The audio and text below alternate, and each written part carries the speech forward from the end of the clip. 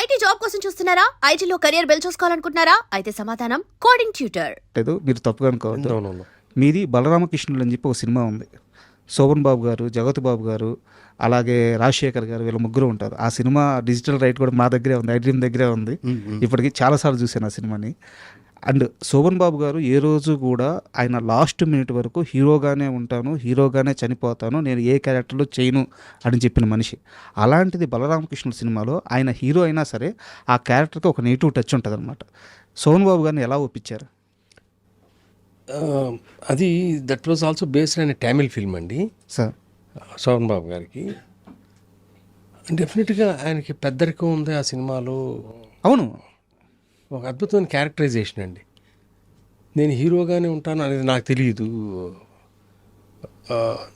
మీరు చెప్తుంటే గుర్తొచ్చింది, నువ్వు నాకు నచ్చేవారు ప్రకాష్ రాజ్ క్యారెక్టర్కి శోభన్ బాబు గారు అయితే ఎట్లా ఉంటుందని కూడా ఒక ఆలోచన వచ్చింది మాకు మధ్యలో. ఓకే, బిగినింగ్ స్టేజెస్లో టూ ఎర్లీ, అప్పటికి టోటల్ డైలాగ్ వర్షన్ అన్నీ అవలా.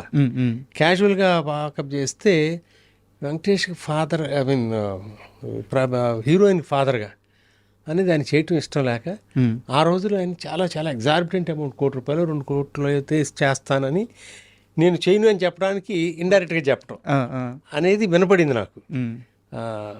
నేను కన్ఫర్మ్ చేసి చెప్పడం కాదు ఇది.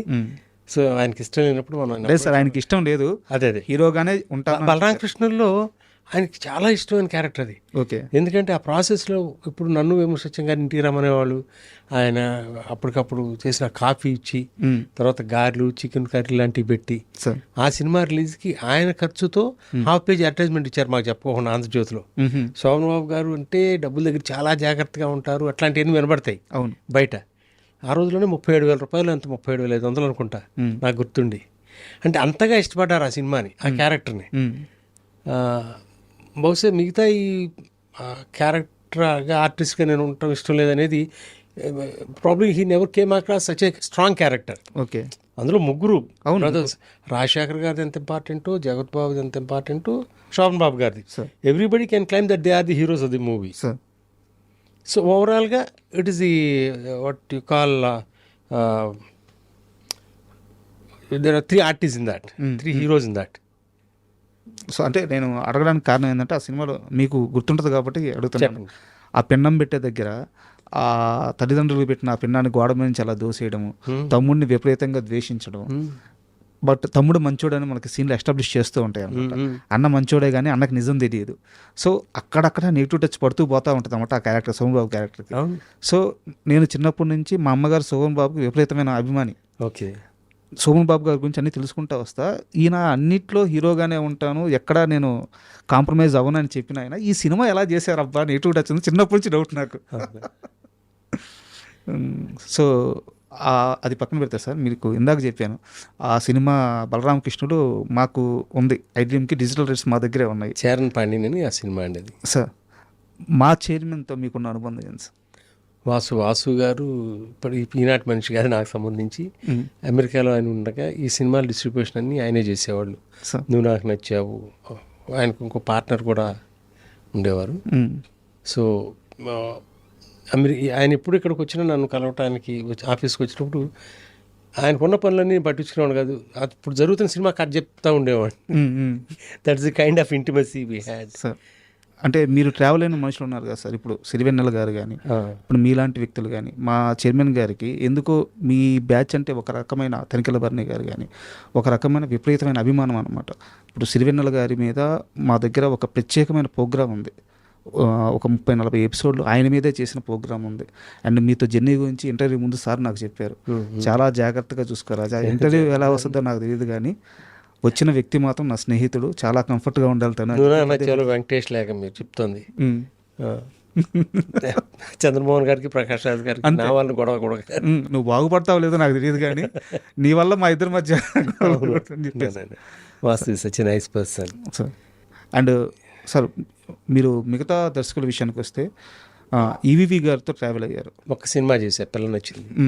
ఈవీవి గారితో ట్రావెల్ అయినప్పుడు అంటే ఈవీవి గారు మంచిగా కామెడీ రాస్తారు, చేస్తారు, కామెడీ పరంగా ఎంతో. బట్ ఈవీ మీద ఒక రకమైన మార్క్ ఉండేది, కొంచెం బూతు ఉంటుంది ఆయన సినిమాల్లో, ఆయన డైలాగుల్లో అని చెప్పేసి. అది మీకు ఇబ్బంది అవ్వద్దని ఎప్పుడు ఆలోచించలేదు ఆయనతో ట్రావెల్ అయ్యేటప్పుడు? పిల్లలు నచ్చిందిలో అట్లాంటి సమస్య రాలేదు నాకు తెలిసి అందులో అట్లాంటి అవును. అది కొంచెం పెడితే తప్పు లేదండి. We have to క్యాటర్ for all sections of audience. మీరు 100 రూపాయల టికెట్ ఒక్కళ్ళనే ఆలోచించుకుంటే 10 రూపాయల టికెట్ వాళ్ళని కూడా చూడాలి కదా మనం. సార్ సో వాళ్ళకి కావాల్సింది కూడా ఎంతో కొంత, అవును, అంటే మరీ అసభ్యంగానే కాకుండా హద్దు మేరకోకుండా చేస్తే తప్పు లేదండి. సో ఈ Satyanarayana was a good friend of mind. Sir who use to travel well and బహుశా ఉంటే మరిన్ని సినిమాలు చేయగలిగి ఉండేవాడు ఆయనతో. ఆయన కూడా తొందరగానే పాపం. యా. అండ్ ఈవీవి గారి విషయానికి వస్తే సార్, వాళ్ళ ఇద్దరు పిల్లలతో మీరు ఎప్పుడు సినిమాలు చేయాలని కానీ లేకుంటే ఆ ట్రావెల్ అవ్వాలని ఎప్పుడు ప్రయత్నించలేదా? అట్లా స్పెసిఫిక్గా ఒక ఆర్టిస్ట్తో చేయాలని ఇదివరకు ఎప్పుడు అనుకునేవాడు కదా. రామ్తో స్టార్ట్ చేసిన తర్వాత రామ్తోనే చేశాను. అంతకుముందు ఇప్పుడు రామ్తో చేసినప్పుడైనా కానీ ముందు కథ ఏంటని డిసైడ్ చేసుకుని దీనికి ఎవరైతే బాగుంటారు డైరెక్టరు, ఆర్టిస్టులు ఎవరైతే బాగుంటారు అట్లా అప్రోచ్ చేయమండి. ఇప్పుడు నువ్వు నాకు నచ్చే గురించి మాట్లాడుకుంటున్నాం. ముందు ఈ ఒక్క విషయంలో త్రివిక్రమ్ భాస్కర్తో ట్రావెల్ అవ్వాలి. అది వెంకటేష్ అవుతారా, ఇంకొకళ్ళు అవుతారు అప్పటికి లేదు. నువ్వే కావాలి ముందు తీసుకున్నారని మేము ముగ్గురం కలిసి పనిచేయటం. అట్లాగే నేను ఒక సినిమా 93లో ఒక సినిమా చేసిన తర్వాత నిర్ణయించుకుంది, ఇంకెప్పుడు హీరోల దగ్గరికి వెళ్ళి వాళ్ళకి నచ్చిన కథ చేయడం కాదు. ముందు నీకు నచ్చిన కథతో వాళ్ళ దగ్గరికి వెళ్ళు, వాళ్ళకి ఇష్టమైతే చెయ్యి. ఏదైనా ఒక బ్యాడ్ ఎక్స్పీరియన్స్ ఫేస్ చేశారా? There was certain bad experience. Because ఒక హీరో ఇట్లా మార్పులు చేయమనంటే తన క్యారెక్టర్కి సంబంధించి తన ఒక్కనే చూసుకుంటాడు. నా బాధ్యత అందరు ఆడియన్స్ని చూసుకోవాలి. I have to think of the whole film. So అట్లా కొన్ని పొరపాట్లు చేశాను అనిపించింది అంతకుముందు గతంలో. ఓకే. సో హీరో కోసమే నేను మార్చాను, అది తప్పు చేశాను కదా, అట్లా చేయకూడదు కదా. సో అప్పటి నుంచి నేను తీసుకున్న నిర్ణయం కథ ప్రకారం దీనికి ఎవరైతే డైరెక్టర్ బాగుంటాడు, ఎవరైతే ఆర్టిస్టులు బాగుంటారు, ఇందులో మార్పులు చేర్పులు ఇన్వాల్వ్ అయి చేస్తే ఓకే అండి, ఇంటర్ఫీర్ అయి చేస్తే నేను చేయలేను. This was my journey, this has been my journey. Sir and ఇప్పుడు మీరు ఇందాక ఇంటర్వ్యూలో ఒక మాట అన్నారు సార్, సక్సెస్ల గురించి ఎక్కువ మాట్లాడుకుంటాము, సక్సెస్ కాని సినిమాల గురించి తక్కువ మాట్లాడుకుంటామని. ఇప్పుడు మన ఇంటర్వ్యూలో సెగ్మెంట్ వచ్చేసి ఆ సక్సెస్ మూవీస్ గురించే. నువ్వే కావాలి దగ్గర నుంచి స్టార్ట్ చేస్తాను సార్. నేను నువ్వే కావాలి ఒక రీమేక్ మూవీ, మీరు కథ చూశారు, మీరు సినిమా చూసుకున్నారు, మీకు కథ నచ్చింది. అక్కడి నుంచి ఆ సినిమా ప్రయాణం ఎలా మొదలైంది, ఎవరెవరు ఎలా వచ్చి చేరారు, నాకు కాస్త డీటెయిల్గా కావాలి సార్. నువ్వే కావాలి అనేది దాంట్లో పాయింట్ నచ్చిందండి, స్నేహానికి ప్రేమకి ఉన్న డిస్టింక్షన్. సో అది చూసిన తర్వాత నాకు ఇమీడియట్గా దీనికి న్యాయం చేయగలిగిన వ్యక్తి విజయ్ భాస్కర్ అనిపించింది. అసలు వేరే ఎవరు మైండ్లో లేరు నాకు. అక్కడ ప్రివ్యూ వేసుకున్నాం మేము దేవిశ్రీదేవిలో, నాతో పాటు మా తమ్ముడు మురళి గారు, మేము అందరం కలిసి చూసాము. ఇంటర్వెల్ దగ్గరే వాళ్ళ అభిప్రాయం చెప్పకపోతే please don't talk to me అన్న, ఎందుకంటే I have to take my decision. They really loved it. But నేను నిర్ణయించుకోవాలి, ఇన్ఫ్లుయెన్స్ కాకూడదు అనే ఉద్దేశంతో సినిమా చూసిన తర్వాత ఎవరితో ఏం చెప్పాలా. ఆ నైట్ భాస్కర్కి ఫోన్ చేశా, భాస్కర్ మనం సినిమా చేయబోతున్నాం అని. అంతే, అంతవరకే చెప్పాను నేను. సో ఆ తర్వాత రైట్స్ ఎక్వైర్ చేసుకోవటం ప్రాసెస్లో దీన్ని ఎవరితో చేద్దాం, కొంతమంది వ్యక్తులను అప్రోచ్ కావటం, కొంతమంది నన్ను అప్రోచ్ కావడం జరిగింది. అందరికీ అది రాసిపెట్టి ఉంటుంది, there is a destiny. So ultimately కొత్త వాళ్ళతోనే చేద్దామని నిర్ణయించుకోవటం, రామోజీరావు గారి దగ్గర ఆయన కలవటం, ఆయన ఈ బడ్జెట్ వరకు శాంక్షన్ చేయటం, అప్పుడు తరుణ్ని రూపింగ్ చేయటం. Sir sorry to interrupt you, Tarun కాకుండా ముందుగా అనుకున్న హీరో ఎవరైనా ఒక పేరు చెప్పగలరా? అంటే మనం అనుకోవడానికి చాలా ఉన్నాయండి. మహేష్ బాబు చేస్తే బాగుంటుందేమో అని ప్రింట్ పంపించాము ఆయనకి, ఆయన చూడటానికి సాధ్యపడలేదు బట్ ఫర్ వేరియస్ రీజన్స్. అట్లాగే సుమంత్ చూశాడు, తనకు బాగా నచ్చింది. నేను తన అన్నపూర్ణకి వెళ్ళి కలిసినప్పుడు అతను అప్పుడు యువకుడు ఏదో సినిమా చేస్తున్నాడు, అది కాకుండా రాఘవేంద్రరావుతో సినిమా, కమిట్మెంట్స్ ఎక్కువ ఉన్నాయి, తను చేయలేకపోతున్నందుకు నిజంగా ఆనెస్ట్గా, because he cannot ask us to wait for 1 year kind of thing. So అప్పుడు నేను భాస్కర్ అనుకున్నది ఈ సినిమాకి మనం కొత్త వాళ్ళతోనే చేయాలి, ఖర్చు పెట్టాలి. ఎందుకంటే అనగనగా ఆకాశం ఉంది సాంగ్ లాంటి దానికి 400 మంది 500 మంది స్టూడెంట్స్ చేయాల్సిన సాంగ్.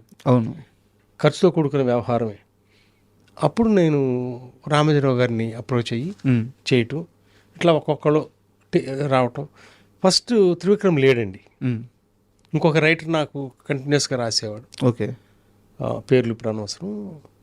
భాస్కర్ అప్పుడు ఏమండి నేను ఒక ప్రాజెక్ట్ కోసం ఒక అతనితో ట్రావెల్ చేశానంటే ఇతని పేరు చెప్పాడు, త్రివిక్రమ్ పేరు. అంతకుముందు పరిచయం ఉంది. స్వయంవరం అప్పుడు కాదు కాదు, మేము వాళ్ళిద్దరు ట్రావెల్ చేసింది కాదు, వాళ్ళిద్దరిని కలిసి నేను కలిసింది ఫిల్మ్ ఫెస్టివల్ అని చెప్పాను 99లో. సార్ ఒక ఫిల్మ్ ఫెస్టివల్లో కలిసాం. అప్పుడు పిల్ల నచ్చింది షూటింగ్ జరుగుతున్నప్పుడు. సార్ సో అతను భీమవరంలో ఉన్నాడంటే ఇమీడియట్గా అతను కాల్ చేసి చెన్నైలో జరిగింది త్రివిక్రమ్ రావటం. వాళ్ళిద్దరూ కలిసి వేరే సినిమాకి అని చెప్పి ఒక స్క్రిప్ట్ రాసుకున్నారు. సార్ అందులో కొన్ని సీన్లు చెప్పాడు.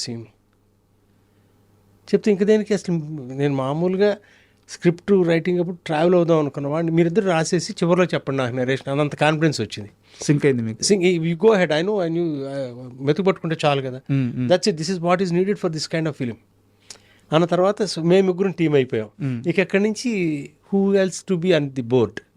సో ఒక్కొక్కరిని తీసుకుంటా అట్లా జరిగిందండి ఆ సినిమా. సార్ మొన్న మీరు త్రివిక్రమ్ గారు మాట్లాడుకుంటున్న వీడియోలో చూశాను, అక్కడ కొన్ని విషయాలు మీరు చెప్పనట్టు చెప్పి వదిలేశారు. తరుణ్ గారి అక్కడ ఫారెన్లో చేసిన ఆ పూజ ఏంటి, అసలు ఏం జరిగింది, ఎంత ఫైన్ కట్టారు, ఏం జరిగింది చెప్పండి. ఏం లేదండి, ప్రతిరోజు తను చాలా భక్తి శ్రద్ధలతోనూ పూజ చేస్తాడు. స్నానం చేసి వచ్చి అక్కడ కూడా ఇక్కడి నుంచి తెచ్చుకుంటాడు దేవుడి బొమ్మలు ఇవన్నీ.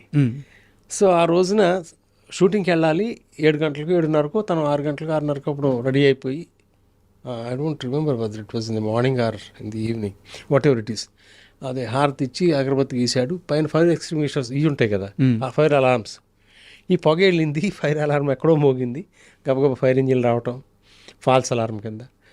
సో దానికి ఏదో ఫైన్ కట్టారు. ఎంత కట్టారు? ఐ డోంట్ రిమెంబర్ అండి.